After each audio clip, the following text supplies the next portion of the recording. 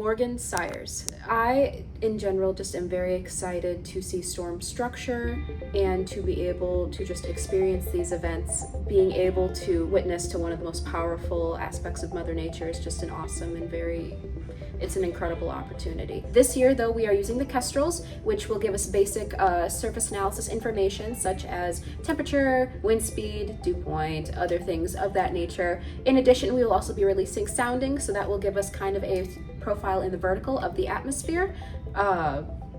Also remembering to bring our logbooks to make sure we're recording all this information, because it's no good to us if we just do not actually write it down. Science is vital in terms of writing things down. So yeah, primarily the Kestrels, the soundings. This is a group of people that are all very enthusiastic about what they're doing, and that is lovely to see. It is just primarily undergrads. I believe I'm the only grad student.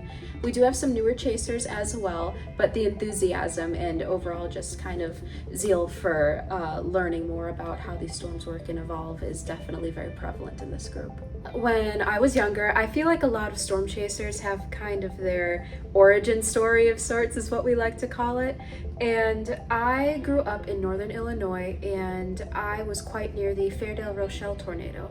That was an EF4 tornado that unfortunately took lives and damaged a lot of property as well up in Fairdale and Rochelle, Illinois.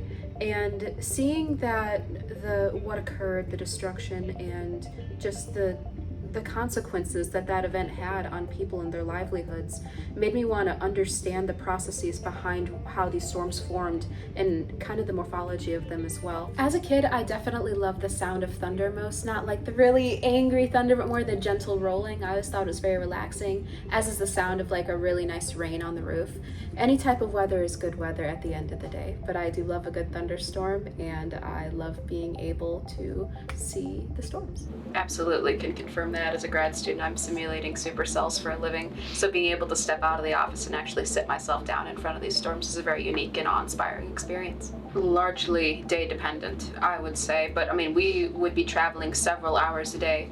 I think our largest jaunt was 5 or 6 hours at something to directly chase something. We did traverse the entire state of Nebraska. Yes, we did. Nebraska is a long state, in case anyone is wondering. Yeah, the forecast was particularly challenging this week because we had a high pressure moving in from the west, which essentially makes it very hard to find severe weather. We're primarily relying on what we call mesoscale boundaries, which is just a fancy way to say we're looking at very small details in the atmosphere to make storms rather than an overarching large weather pattern. An ideal chasing scenario first and foremost stands in the fact that this is an empty area. There are no people, there is nothing to damage. This storm is largely stationary, because the last thing you want to do is be chasing a storm that's moving at 30 miles an hour that way. It's not great.